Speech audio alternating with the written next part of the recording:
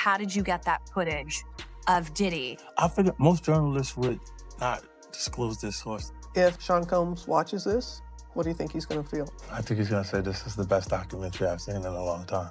Diddy sent those to 50? Diddy's like funeral flowers. Oh. Does he know y'all have this in the doc? I would doubt. My favorite villain? I kind of like Diddy. There are no misconceptions about him. So you have teenage daughters, and Yes. I would think that anyone that they're dating would be scared to death to come to the house with Love as the father. I don't know what you're talking about. My daughter's only 15. They're not dating? No, they're not. Not that they better not be dating right now. They're 15. They've got to have boyfriends or girlfriends or something. That's an age you start like being interested. I didn't know that. They're cheerleaders, right? No, I really thought that they don't start dating till like 17, right? When do they start dating? Oh my God.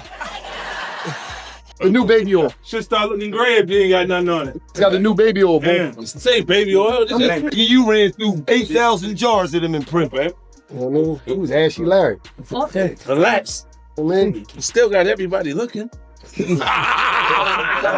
But I remember it was just me and Diddy there. And it was Yayo and a bunch of dudes from Queens sitting there, and it was 50. And Puff was like, yo, I'm just gonna walk up on him and punch him in his face. And Oh, wait. Yeah. Puff said he's gonna walk up on 50 Cent Yeah. and punch him in the face. Yeah, he said, I'm just gonna punch him in the face. And I said, yo, what are you talking about? He said, yo, ain't that your man? Ain't that your man? He said, man, go talk to your man. I said, yo, hold up, B, because he knew me and Yayo was tight. So I try to talk some sense in Puff head, because the other people that was around is just crash dummies. Whatever Puff say do, they do. Me, I'm thinking about the repercussions. So I said, no matter how tight me and Yayo is, you punch his man in the face, all of them niggas is getting up.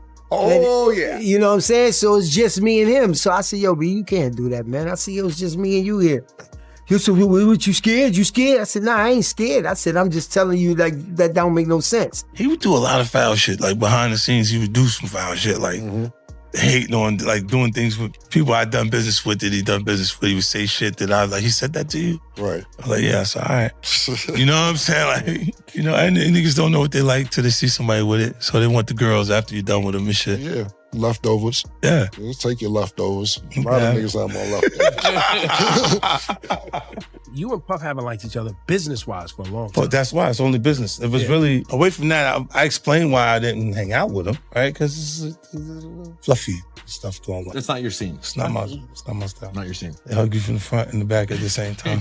It's not your thing. It's not my thing, bro. What was the original annoyance between, it was just like, well, when you start to get the momentum, he's like, yo, we gotta hang out. Yo, when we going? I got uncomfortable with him because the way he was acting to try and get me to hang out with him was like, yo, I'll take you shopping. Like, and I'm like, what you mean?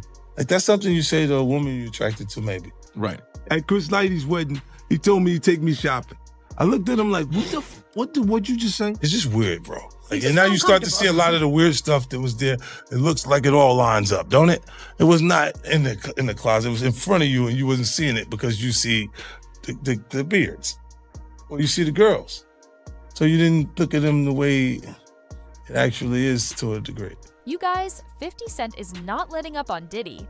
And trust me, this isn't your usual celebrity beef. If you haven't seen the Netflix documentary Sean Combs' The Reckoning, you are seriously missing out. This 4-part series exposes some shocking secrets that fans have whispered about for years, but now it's all on camera.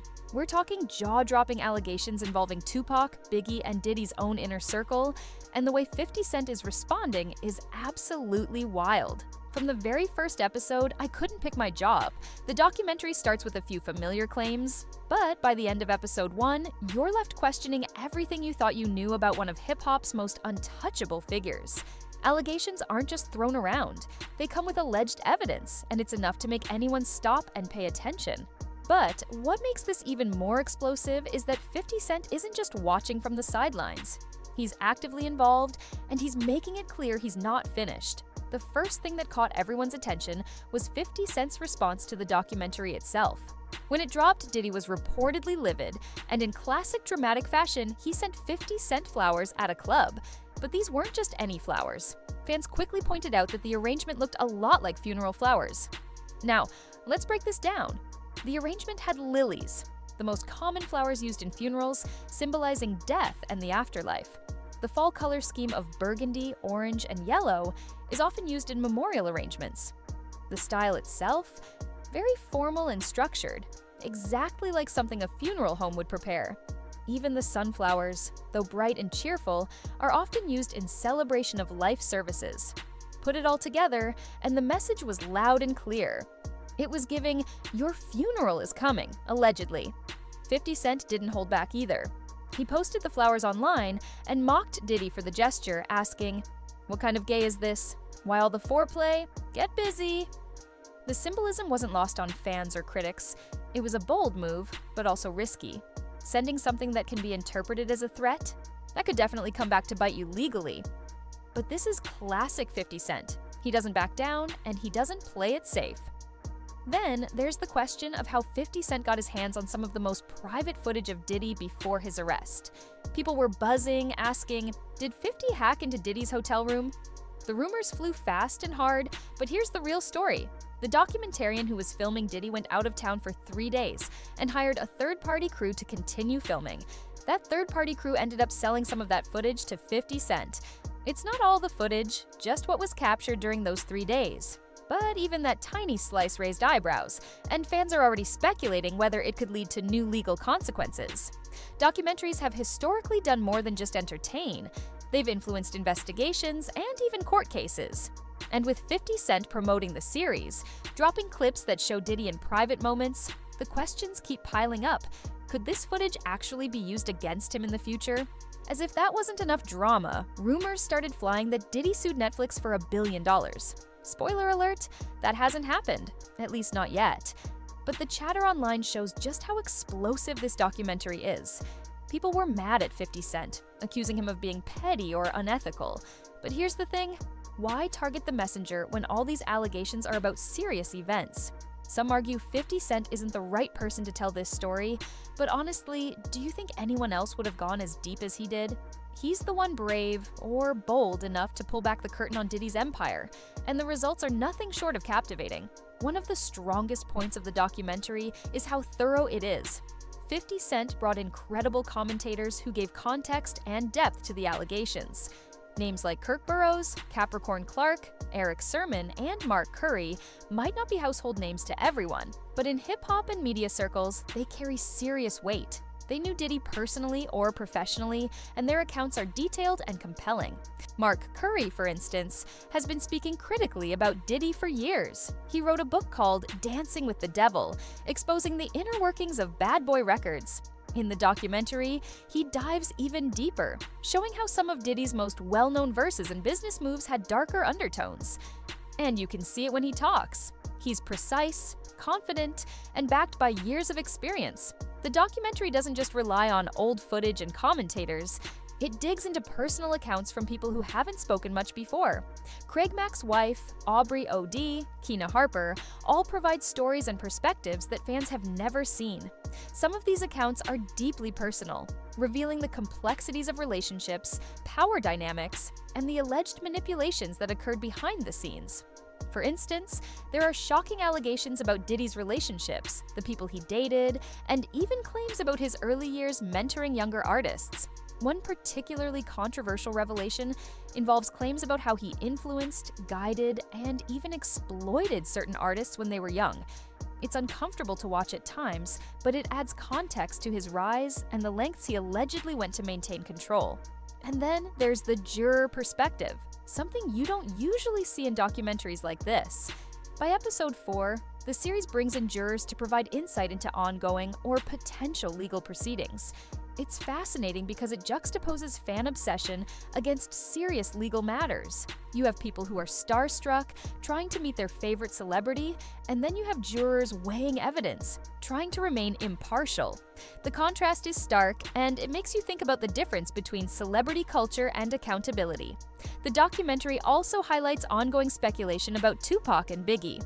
While some of this has been rumored for decades, the footage and testimonies make it feel immediate and raw. 50 Cent doesn't shy away from presenting uncomfortable truths, or at least alleged truths. And the effect is chilling. What makes this entire project so compelling is 50 Cent himself. He's petty, he's bold, and he's fearless. He knew the documentary would ruffle feathers, but he went all in. And honestly, someone had to do it. Diddy is untouchable in so many ways. People admire him, fear him, and respect his influence. Most wouldn't dare challenge him publicly like this. But 50 Cent? He doesn't just dare, he does it with style, drama, and unapologetic confidence. Whether you love him or hate him, you have to admit it. The documentary is fascinating. It's a deep dive into one of hip-hop's most iconic figures, showing his rise, his empire, and the controversies that have surrounded him for decades. It's messy, it's complicated, and it's full of moments that make you question what you thought you knew about the history of hip-hop.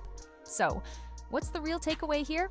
At first glance, 50 Cent's documentary might seem like just another celebrity feud blown up for ratings, but it's so much deeper than that.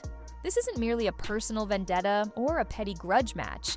It's a detailed exploration of power, influence, and accountability within one of the most high-stakes, high-profile industries in the world, hip-hop. The documentary doesn't just skim the surface, it dives headfirst into the rise and fall of an empire, examining the choices, alliances, and controversies that shaped Sean Diddy Combs' career. And in doing so, it forces viewers to wrestle with some uncomfortable questions about fame, responsibility, and the cost of ambition.